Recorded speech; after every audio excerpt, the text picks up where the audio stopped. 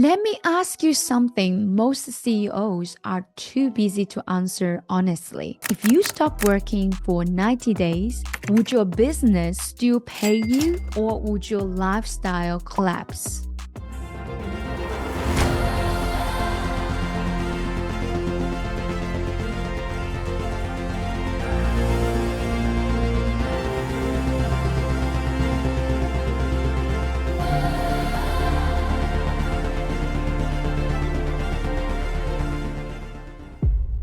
Globally, we now have a new class of leaders: high income, high status, high stress, low freedom. You don't own a business. Your business owns you. Here are the CEO wealth illusion. Number one, the busy trap. You don't lack money, you lack leverage. When everybody's saying, I'm so busy, when you're calling someone, I'm so busy, you're so proud of being busy. But really, because you believe being busy meaning be fruitful and productive. But that's not true, my friend. If you're busy every single day, but you're not getting more, you are not lacking money, you lack leverage. Here are the problems reflecting being busy and the busy trap. First thing, calendar full. Second, inbox overflowing. Third, decision fatigue. Fourth, still required for every major outcome. If your presence is required for income, you don't have wealth. You have a very demanding job. The second thing is the income addiction. Bigger revenue, bigger lifestyle, bigger expenses, same pressure. Most CEOs don't scare freedom, they scare stress. Are you familiar with that? I've been there. Some days I'm still stuck in this kind of trap. And that's why I'm here to share with you, my friend. Now, the third problem, the vanity asset problem. Impressive offices, prestige homes, status cars, expensive branding. But if it looks successful but doesn't pay you, it's not an asset. It's a liability into tuxedo. I have been watching one of the channels in Instagram that there's a lot of interviews with those billionaires. And one of the common things that you realized why billionaires are billionaires is because they're willing to sacrifice to save those things that they don't need to spend at the beginning, planting all the seeds so that they can then grow to achieve bigger dreams and bigger goals. And that is reflection of the third problem. Now, the fourth thing is a future blind spot. No exit plan, no passive income system, no wealth architecture. Most leaders don't plan their financial future. They postpone it until burnout forces it. And I'm very familiar with that. In fact, there's the moment that I was working so hard, hours after hours and after hours. I was so tired. I want to spend more time with my family. I want to do something that I really like to do in my recreational area. I have dreams I want to achieve, but then I feel that I have to stay in the company. I have to work what I'm doing. And that is a trap because I did not spend time planning my future with end in mind. If I have the end in mind, knowing where I'm heading to, I would change the way how I deal with things and the decisions that I'm making every single day. And I hope that resonates with you as well. Let me introduce you to radical idea that's over 4,000 years old and still running modern wealth.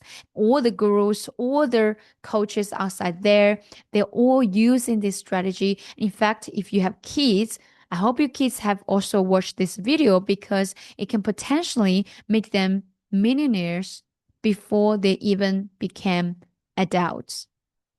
The ancient Babylonians figured out something most modern CEOs haven't. Wealth isn't about how much you make. It's about how much of you your money requires. Let's look at the CEO wealth architecture. What is that? The ancient principles, the modern power, and the global scale. So the number one thing is owner first principle. Pay yourself first whenever you get paid from the company. And you are not an earner, you are a capital allocator. Before lifestyle expansion or ego, capital gets paid. Here is the CEO actions that you can consider. 10 to 20% of all income goes into asset bucket first. Investing is automated, disciplined, untouchable. You don't spend what's left. You invest first and live on the remainder. You have to pay yourself first. That's the rule number one. So that you will become an owner from being an operator. The second rule, lifestyle is not a strategy. Control your expenses. So most leaders upgrade life before upgrading assets. If your lifestyle grows faster than your assets, your freedom is shrinking, even if your income is rising. Every expense must serve capacity, energy, or income growth. Ego spending is identified and eliminated, and assets fund lifestyle, not the other way around. In my story, I was born in a very unwealthy family, very humble beginning, and I didn't know how to really save money or how do I reach to financial freedom? How can I make sure my wealth keeps growing rather than going backwards? And of course, I would like to live a life just like in a kingdom, being a queen or king, but it doesn't just always work like that. There are the moments that when we started from zero, moving to Australia, we start from someone else's house and then we rent and then we purchase the house. It's step-by-step process. If we were in a rush buying nice cars or houses, we won't get where we are today. In fact, we purchased a second-hand car. We are happy about it. We save so much money and we get still a nice car that we can use. Be practical. That's my story. And I want to share with you because you understand that many billionaires, they actually sacrifice the initial comfort or the fame or the feeling that they want to feel great or upgrade everything so that they can get better at the end. The third thing is deploy capital, don't park it. So make your gold multiply. Idle cash is silent decay. It's not good. I remember billionaire Grant Cardone once said, cash is trash. Cash flow is a king. That is something you need to consider. If you only keep your cash there, not doing anything, not investing anything, you're not growing better. In fact, if you watch all these things people are talking about, the billionaires, or if you read the books, everyone's talking about if there's only one way to achieve financial freedom, it's not to use your time to exchange money, it's to use money to exchange money. That's how you sow money seeds to grow more and more money trees. Well, when I say money, the focus is not money itself. The focus is to bring value to people around you and create the value that becomes irreplaceable so that it always keeps growing. You will never be struggling about not having enough. Just like you grow a lot of seeds on the ground, the tree is going to grow. You just need to nurture it a little bit and everything will just going to grow anyway. So in this case, money either works for you or slowly works against you. It's completely up to you. So these are the CEO actions we should consider. First of all, capital flows into cash flow businesses, income producing real estate, scalable investments, focused on monthly income, not future hope. Imagine that if you are investing something, even though you cannot sow it straight away, you cannot reap the fruit straight away, but you know everything you're planning is for the future fruits. And that is something you should consider, not just for yourself, but even for your future generations. There's a lot of misunderstandings and wrong thoughts about the wrong mindset. I had it before I became wealthy like now. I'm not that wealthy, but I'm wealthy, I'm abundant. I was struggling because I was born in a family that my parents never really raised me up a lot or give me a lot of support. I started supporting my family when I was only 17.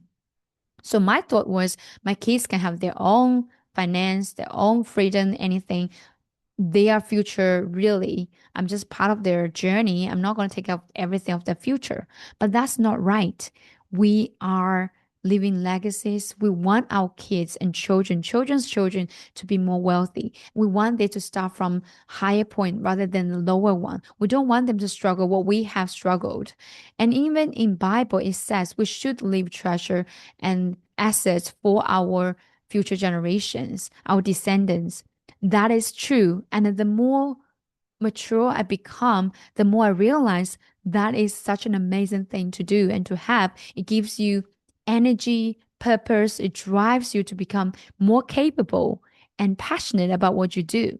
Dream bigger. Because if we don't think for others, we can just say we have enough. People think that, oh, I take care of myself. I'm good. I'm abundant. I don't want to be greedy. But really, usually when you say things like that, you're just being selfish. Because honestly, you cannot just take care of yourself. We are all meant to take care of each other. And people around us giving us power, strength for us to push forward. Even the leaders, you guys, as global CEOs, you have a bunch of people behind you, your colleagues, your staff. Without them, you already had enough. You're just going to stay where you are. That's why it's always an ongoing game. So remember, don't just keep cash for cash. Remember, you should plan money for more money. That is the goal. The fourth one, risk, is a leadership skill. I understand we want more comfort, security than risk or anything that makes you feel fearful, afraid, or unknown. But unfortunately, most financial losses came from ego, not math. This is the principle. Guard your treasure from loss. If you don't understand how it pays you, you don't own an investment, it owns you. So here is the advice. Most financial losses come from ego and not math, we shared earlier. CEO actions, the suggestions here are no blind trust, no complexity without clarity, no scaling what hasn't proven stable. There are so many things we can really earn, especially there's a lot of one night rich schemes. Many people are saying if you invest that money, you're going to get this and that. Really? If that's so easy, everybody has already invested in it. However, I do agree that we need to be willing to take, when I say risk, it's within your understanding. You know that can be potentially a failure, but it's 90%. It looks really, really good. And that person who told you has already done that. And that is the risk you should take. But if someone told you to do something, but that person hasn't done themselves, that's something you should be very careful. And there are so many coaches, gurus outside there are teaching things just from the surface. I know a person who has been teaching for more than 10 years, and he never has even read a new book to improve his skill, and he never has done anything he was writing books about and teaching about. I was so furious and angry about that person because honestly, you are in charge of someone's future and you are ruining someone's future just because you want to become feeling great and own a fame or get the book published and that kind of stuff. You're not helping someone. That's really, really bad. So here is the reminder, my friend. Risk is a leadership skill. You have to know how to take the right risk, not the risky risk that is literally burning yourself out and wasting all the money you have earned. The fifth principle, turn cost into leverage. Make your dwelling profitable. That causes drain future power, right? If you have the cost, just keep going there. You cannot see any income that's potentially helping you cover those costs. You're just going to pay more and more. You're just going to work more and more. But your time is limited. Your energy is limited. You are limited. The only thing that's not limited is when you discover the system, the leverage income, it can just automatically create more and more wealth. That is the thing you should do. And every dollar tied to comfort is a dollar not tied to control. If you just want to be comfortable, it's unlikely you're going to have some breakthrough. If you're doing the same thing again, you're expecting different outcome, it's not going to happen. Here are the CEO actions we recommend you. I recommend you. First of all, minimize liabilities. Check what are the liabilities you have, minimize them. And second, convert expenses into income producing structures. For example, you bought a new house, you can release that house. You check that money can cover your current rent for this one so that you get all the pay back. You're not losing money, you're earning every single month. And the next one is stability becomes a growth platform, not a status symbol. You want something that's growing at behind you. Even if you're doing work or you're not doing work, there's something that's always growing so that you don't need to worry about your future, your wealth as well. The sixth principle is build income without presence. Ensure a future income. It's quite similar to the previous one we just mentioned. But here is the thing. We always believe money is great. Yes, it is good, but money doesn't mean freedom. I can get, let's say we can get paid 20 million today. It doesn't mean I got freedom because that 20 million can be paid to someone because we have liabilities or we have things that we need to really pay. We have to invest in this and there. Like it's nothing can really guarantee you for freedom. The real freedom is you have your income without attendance. Like literally that's it. It's nothing you need to pay from those income. And that's your true freedom and wealth. You don't need to worry about if you don't have enough. If you disappear and income disappears, you don't own a system. You are the system. And we need to be very careful because most of the time for small, medium-sized business, we tend to be the business and you are the business, but that's very dangerous. You should be replaceable so that your business becomes a business that can scale, that can be sold, you can exit, or you can do something else, and you can even turn more profit by multiply the same thing you're doing with the current one you're doing that is working. Now, here are the CEO actions plan. Build equity streams, royalties, automated businesses, rental income. Exit planning begins in day one. If you don't have a plan when you start a business, which I didn't know when I'm going to exit. I'm going to sell the business. If I don't want to run the business anymore, what should I do? Now I know I have so many things I can do, and I have books, I have things that generate leverage income and courses and things like that. So always start planning and think about the ending game. You're not just playing the same game all the way in your whole life. There's some days you need rest and you need to improve, enhance your lifestyle, and you need to experience different things. Number 7, you are the ultimate asset. In order to increase your ability to earn, you have to increase your ability to learn. In order to earn more, you have to learn more. This is a common mistake many CEOs have. If you don't have any mentors in your life, you are already behind the games a lot. Because I used to think I can be independent, I can do anything. Yes, you can. I can too. But when you really can drop down your ego, find someone who has done better than you on these areas, it can save you 20 years, 30 years, and a lot of money as well. 100,000, a million. It's countless because I have lost deals that I literally could close up to millions of dollars if I've hired a coach, a mentor earlier. I'm thankful that I have mentor and coaches along the way for different areas. Your thinking sets your financial ceiling. That's why people ask you, how well you want to do? Well, when all the billionaires will say, what do you mean? As well as I can. I'll do as much as I can. I'll keep going. Because people are like, you're greedy. You already got so much. You got billions. Why you still need to keep working? Well, that's just like saying to your kids, how well you want your kids to. You want them to live at the full potential. Because here's the thing, if you're not living at your full potential, if your gifts and talents are not fully used, you feel unfulfilled. I believe God has given us gifts that we are meant to use those gifts to serve people around us. And the more you use your gift, the happier you become. And the more treasure and value that you create, of course, the more wealth you will generate as well. Because when your focus is to solve others' problems and create value for others, money will come to you.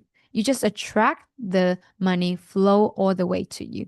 But instead, the reason why you're not growing your business is because you're so obsessed on yourself, your own problem. Jeff Bezos was so obsessed on his own problem first, but then he realized that if he can solve his own problem, he then become so obsessed on others' problems. So he solved not just his own problem, but others' problem. That's why he created Amazon.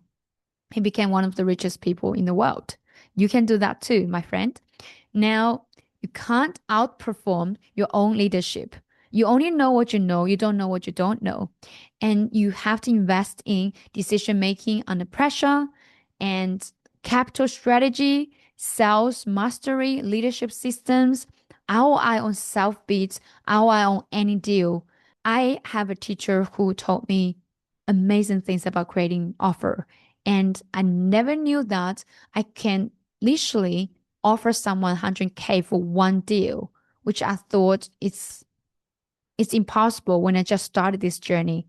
I was so cautious and so worried about charging anyone for even a single dollar or something like that. And then the business was literally generating way more, with up to 7 figures, 8 figures, because then I realized as long as I create value for others, they can pay me. Let's take it this way. If I can help you to achieve your 9 figure business, you can pay me, let's say I can help you to earn 100 million or more. Are you willing to pay me 1 million? Of course you do, because only 1% of the whole thing. And that's where you should work on yourself. In yourself. Most of the time when we want to work on some solutions, we look around, we want to change everybody around us. But the real people, real person, real problem that we need to solve is ourselves. When we become more knowledgeable and when we improve our mindset, when your eyes are opened, literally everything's going to change for you. I've experienced that. I've helped people to experience that. So can you. Wealth isn't a moment. It's a system you refuse to break. Discipline beats brilliance. Systems beat effort. Assets beat income. Leadership beats luck. Today, I'm not asking you to grow your business. I'm asking you to grow your independence from it and the interdependence from it with people around you. The 4 CEO commitments will be: number 1 expense to animate it. 2nd, 1 asset to acquire. 3rd, 1 system to automate. 4th, 1 habit to install. The ultimate status symbol isn't success. You don't have to look successful. You don't have to pretend to be rich. It's control over your time, your money, and your future. And the question is no longer, can you afford freedom? It's how much longer can you afford to live without it? Thank you, my friend. I hope this video helps you to achieve your next financial freedom. Reset your mind, your goals, and knowing that you're not just running a hamster wheel. You are doing things that's getting closer, one step every minute, every day, to your financial and time freedom. Thank you so much.